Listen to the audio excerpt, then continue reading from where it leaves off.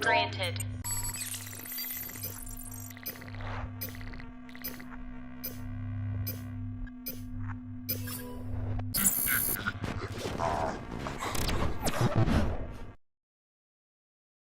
Assalamualaikum warahmatullahi wabarakatuh. Perkenalkan, kami dari kelompok 2 Data Mining yang akan membahas metode Cummins Clustering yang beranggotakan David Al-Fadli, Endang Trinadila, Febiatika Putri, Ferdiman, saya sendiri Fitrianti, Maisara S, Nurul Rahmawati, dan Suryan Marzuki. Yang dimana saya sebagai moderator dan Suryan Marzuki sebagai editor.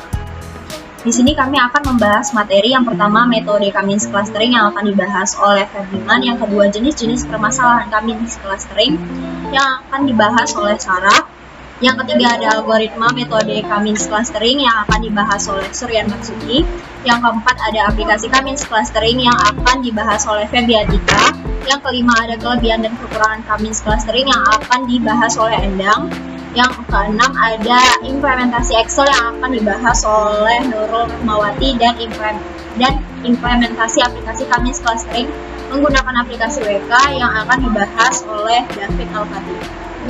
Yang pertama ada metode Cummins Clustering. Metode Cummins pertama kali diperkenalkan oleh McQueen JB pada tahun 1976.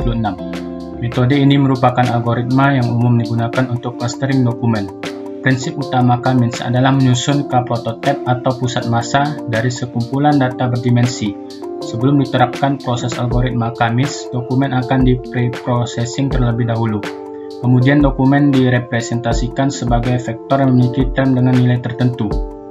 Cummins Clustering adalah suatu metode penganalisaan data atau metode data mining yang melakukan proses pemodelan unsupervised learning dan menggunakan metode yang mengelompokkan data berbagai partisi. Cummins Clustering memiliki objektif yaitu meminimalisasi objek function yang telah diatur pada proses klasterisasi. Dengan cara minimalisasi variasi antar satu cluster dengan maksimalisasi variasi dengan data di cluster lainnya. Konsep dasar dari Cummins adalah pencarian pusat cluster secara iteratif. Pusat cluster ditetapkan berdasarkan jarak setiap data ke pusat cluster. Proses clustering dimulai dengan mengidentifikasi data yang akan di-cluster. Xij dalam kurung I sama dengan 1 sampai dengan N, J sama dengan 1 sampai dengan M, dengan N adalah jumlah data yang akan di-cluster dan M adalah jumlah variabel. Pada awal iterasi, pusat setiap cluster ditetapkan secara bebas atau sembarang. Ckj dalam kurung K sama dengan 1 sampai dengan K, J sama dengan 1 sampai dengan M. Kemudian dihitung jarak antara setiap data dengan setiap pusat cluster. Baiklah, di sini saya akan menjelaskan jenis-jenis permasalahan Cummins Clustering. Yang pertama itu ada permasalahan pertama adalah disebabkan adanya perbedaan proses inisialisasi terhadap anggota cluster masing-masing. Proses inisialisasi ini dapat menyebabkan beberapa masalah karena proses tersebut dapat dilakukan secara random. Proses inisialisasi secara random kemungkinan dapat mendapatkan hasil yang lebih baik walaupun sendiri kecepatannya untuk properti penerapan. Kedua, adanya masalah laten dalam proses clustering. Ada beberapa pendekatan yang dapat menentukan beberapa cluster seperti densation, entropy, dan GHB statistik. Yang ketiga, ada kegagalan dalam properti. Permasalahan dapat terjadi karena saja untuk metode Cummins karena setiap data yang ada di dataset dilokasikan secara tegas. Yang keempat, adanya permasalahan umum yang hampir terjadi dalam metode pemodelan data. Yang kelima, ada metode Cummins ini yang tidak memindahkan bentuk dari model cluster yang terbagi walaupun bentuk cluster yang default adalah memungkinkan. Yang keenam adalah masalah overlapping yang sering diabaikan karena adanya suatu masalah yang sulit dideteksi. Masalah tersebut dapat terjadi karena metode Cummins tidak dilengkapi dengan fitur yang dapat digunakan untuk mendeteksi beberapa masalah yang berhubung dengan metode Cummins seperti mendeteksi masalah yang tersebut. Selanjutnya ada algoritma metode Cummins Clustering. Langkah-langkah dalam algoritma Cummins Clustering adalah 1. Menentukan jumlah cluster, 2. Menentukan nilai centroid dalam menentukan nilai centroid untuk awal iterasi. Nilai awal centroid dilakukan secara acak, sedangkan jika menentukan nilai centroid yang merupakan tahap dari iterasi, maka digunakan rumus sebagai berikut, di mana Vij adalah centroid, atau rata-rata klaster ke I untuk variabel ke J. NI adalah jumlah data yang menjadi anggota klaster ke I, IK adalah indeks dari klaster, J adalah indeks dari variabel, XKJ adalah nilai data ke K yang ada di dalam kelas tersebut untuk variabel ke J. 3. Menghitung jarak antara titik sentroid dengan titik tiap objek. Untuk menghitung jarak tersebut dapat menggunakan Euclidean distance, yaitu sebagai berikut. Di mana DE adalah Euclidean distance, I adalah banyaknya objek, XY merupakan koordinat objek dan ST merupakan koordinat sentroid. 4. Pengelompokan objek. Untuk menentukan anggota klaster adalah dengan memperhitungkan jarak minimum objek. Nilai yang diperoleh dalam keanggotaan data pada distance matrix adalah 0 atau 1, di mana nilai 1 untuk data yang dialokasikan ke klaster dan nilai 0 untuk data yang dialokasikan ke klaster yang lain. 5. Kembali ke tahap 2, lakukan perulangan hingga nilai sentroid yang dihasilkan tetap dan anggota klaster tidak berpindah ke klaster lain. Berikut flowchart K-means clustering yang berada pada gambar berikut ini. K-means clustering adalah salah satu jenis algoritma supervised learning yang digunakan secara luas, termasuk dalam bidang bisnis. Dalam bidang bisnis, algoritma ini dapat dimanfaatkan menentukan segmentasi pasar. Segmentasi pasar sendiri merupakan pengelompokan konsumen menurut kriteria tertentu, misalnya dari segi usia atau jumlah pendapatan. Selain itu, K-means clustering juga bisa dimanfaatkan untuk merancang sistem rekomendasi sederhana. Dengan sistem pengelompokannya, algoritma ini akan membaca data pelanggan dari mengelompokkannya.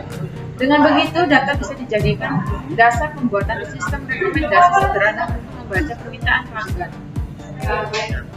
Segmentasi pelanggan. Salah satu contoh penerapan K-means clustering adalah pada segmentasi pelanggan. Setiap usaha perlu untuk melakukan segmentasi pelanggan agar bisa mengenal pelangganannya dengan baik dan bisa memberikan pelayanan yang tepat sesuai dengan karakteristik pelanggannya. Dalam segmentasi pelanggan, kita akan membagi seluruh pelanggan dalam beberapa kelompok. Dengan memanfaatkan K-means clustering, proses segmentasi pelanggan akan menjadi lebih mudah. Selanjutnya, kelebihan dan kekurangan K-means clustering. Kelebihannya, yang pertama mudah dilakukan saat pengimplementasian dan dijalankan. Yang kedua, waktu yang dibutuhkan untuk melakukan pembelajaran relatif lebih cepat. Yang ketiga, sangat fleksibel, adaptasi yang mudah untuk dilakukan. Yang keempat, sangat umum penggunaannya. Yang kelima, menggunakan prinsip yang sederhana dalam dijelaskan dalam non-statistik. Selanjutnya ada kelemahan K-means clustering. Yang pertama, hasilnya sensitif terhadap jumlah klaster K. Solusinya dapat dengan menggunakan elbow method dengan menghitung dan membandingkan nilai WCSS. Lihat penjelasannya di bawah. Yang kedua, sensitif terhadap inisialisasi seed. Untuk mengatasi ini kita bisa menerapkan algoritma K-means. Yang ketiga, sensitif terhadap bencilan atau outlier.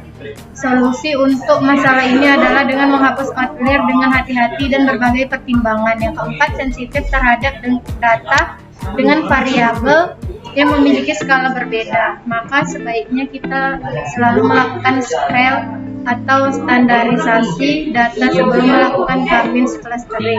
Satu kondisi di mana sebaiknya kita tidak melakukan standarisasi data adalah ketika satu variabel memiliki bobot atau nilai penting yang lebih tinggi daripada yang lain. Yang kelima, mengasumsikan setiap klaster berbentuk menyerupai lingkaran spherical dan kesulitan jika bentuk klaster yang memiliki bentuk berbeda. Baiklah, selanjutnya saya akan membahas mengenai implementasi K-means menggunakan Excel. Kita mempunyai dataset yang berupa dataset Iris yang membagi beberapa kelas, yaitu ada Iris versicolor, Iris setosa, dan Iris virginica. Baiklah, untuk langkah-langkahnya yaitu yang pertama, menentukan jumlah klaster data, menentukan nilai pusat klaster, menghitung jarak data dengan pusat klaster atau sentroid, dan pengelompokan data, serta perubahan langkah kedua hingga kelompok data hasil perhitungan yang baru sama dengan kelompok data hasil perhitungan sebelumnya, itu maka perhitungan selesai. Baiklah, selanjutnya kita akan lanjut ke penentuan sentroid awal.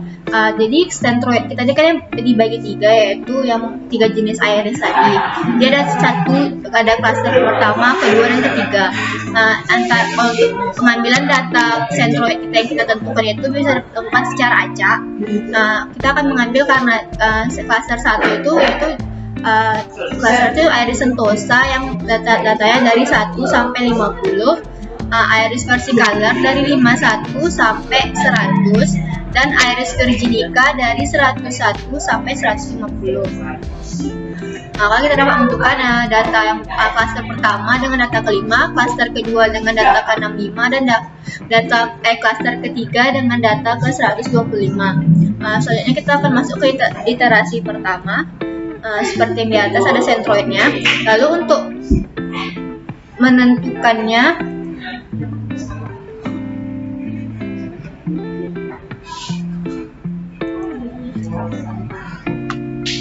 untuk menentukan jarak ke sentroid, kita dapat menggunakan rumus Euclidean dengan rumus yaitu akar dari xi kurang si pangkat 2 ditambah yi kurang ti pangkat 2. Maka dapat dirumuskan ke dalam itu yaitu SQRT C9 dikurang C3 pangkat 2 ditambah D9 dikurang D3 pangkat 2 ditambah E9 dikurang E3 pangkat 2 ditambah SF9 dikurang SF3.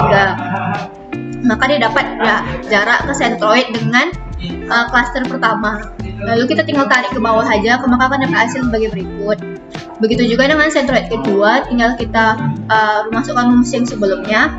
Setelah kita mendapatkan hasil dari jarak sentroid pertama, kedua, dan ketiga, maka kita akan mencari nilai yang terdekat dengan sentroid awalnya. Itu menggunakan min dari hasil yang jarak 3 sentroid ini. Nah, setelah diketahui itu, kita akan menentukan dia mengikuti klaster yang mana berdasarkan data yang kita sudah dapatkan dari data terdekat tadi. Menggunakan rumus jika J9 yaitu terdekatnya sama dengan G9 yaitu yang klaster pertama, maka hasilnya yang I ke-8 itu 1.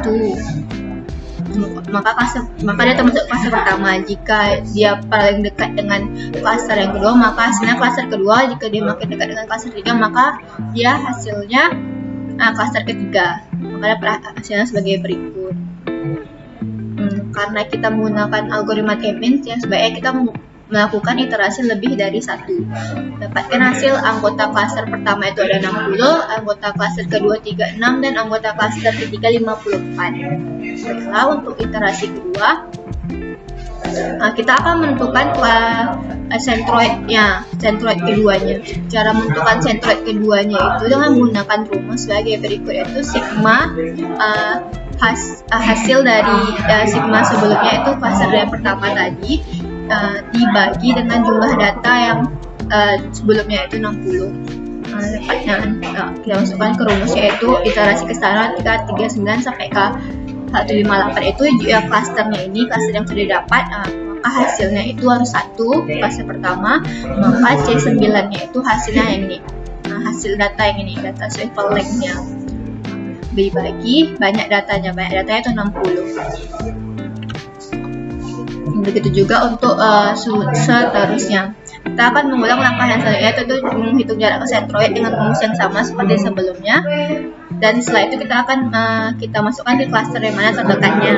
Nah, akan didapatkan pada iterasi kedua, hasil klaster pertama itu 60, 37, dan 53. Itu berbeda dengan hasil iterasi yang sebelumnya itu 60, 36, 54. Dia berbeda di klaster kedua dan klaster ketiga. Selanjutnya kita akan melakukan iterasi ketiga dengan cara yang sama dengan cara yang sebelumnya di iterasi kedua. Dapatkan hasil yang anggota klaster yang pertama 60, 42, dan 48 pada klaster ketiganya. Sudah jelas bahwa hasilnya berbeda dengan iterasi kedua. Maka kita akan lanjut ke iterasi keempat. di iterasi keempat kita dapat hasil yang berbeda dari iterasi kelima, yaitu 60, 47, dan 43, berbeda pada klaster kedua dan klaster ketiga. Untuk selanjutnya iterasi kelima didapatkan hasil yaitu 60, anggota kelas pertama 60, kedua 50, dan ketiga 40. Tentu juga berbeda dari yang sebelumnya. Lalu selanjutnya yang keenam, dapatkan hasil 60, 52, dan 38. Itu juga berbeda dengan sebelumnya, yaitu 60, 50, dan 40. Lalu kita lanjut ke iterasi ketujuh. Iterasi ketujuh kita dapatkan hasil 60, 52, dan 38. Dia mempunyai hasil yang sama dengan iterasi ke-6. Karena dia sama, maka jumlah kelompok data yaitu antara iterasi ke-6 dan ke-7 itu sama. Karena untuk memastikannya lagi, kita akan melakukan iterasi ke-8. Nah, setelah dilakukan iterasi ke-8, maka didapat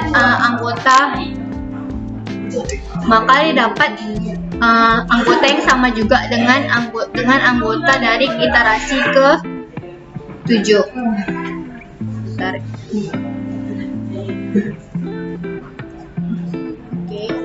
Seperti ini. Maka setelah itu kita akan melakukan pencocokan antara hasil dari iterasi ke-8 dengan data aslinya. Itu klaster pada dataset dan klaster pada data ini. Pada iterasi ke-8 ini, iterasi ke-8 ini pada dataset aslinya. Dapat pencocokan hasilnya maka didapatkan hasil true-nya yaitu ada 124, yaitu false-nya berarti mendapatkan dari 150 kurang 124 itu ada 126 false. Dibagi dengan jumlah data seluruhnya, maka dapat akurasi sebesar 82,67%. Baiklah, sekian dari saya, akan dilanjutkan kembali oleh David. Baiklah, di sini saya akan mengimplementasikan WK. Di sini saya memiliki dataset iris yang masih dalam format Excel. Untuk implementasikan di WK, kita perlu mengubah formatnya dalam bentuk .csv. Di sini saya sudah mengubah formatnya dalam bentuk .csv. Berikutnya buka aplikasi WK, kemudian klik Explorer.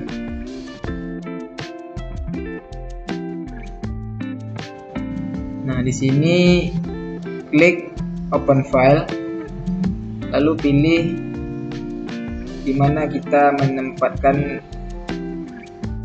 data tersebut. Di sini saya letaknya di data D. Kemudian file of type-nya kita ubah, cari .csv. Sini klik iris.csv, kemudian klik open. Nah, di sini ada 5 atribut dengan masing-masing ada nilai minimum, maksimum, main, dan std. Untuk mengklasterkannya, klik cluster, kemudian pilih choose, kemudian klik simple common. Nah, di sini klik simple common. Di sini dengan rumus Euclidean distance, dengan kita ubah num clusternya menjadi 3. Klik OK, kemudian start. Nah, di sini dapat ada 150 data, kemudian ada 5 atribut, dan di sini ada 3 klasternya. Kemudian di sini klaster instance-nya, yang klaster pertama ada 50 dengan 33%, yang klaster kedua ada 50 dengan 33%, yang ketiga 50 dengan 33%. Kemudian di sini untuk menampilkan grafiknya, kita klik kanan di simple common, kemudian pilih visualize cluster assignment. Kemudian sumbu X-nya kita ubah menjadi cluster dan sumbu Y kita ubah menjadi class. Di sini kita bisa perbesar untuk memperjelasnya. Nah, di sini dapat grafiknya iris virginica-nya dengan klaster pertama, dan iris versi color-nya dengan klaster kedua, dan iris setosanya di klaster ketiga. Terima kasih. Lebih dan kurang mohon maaf.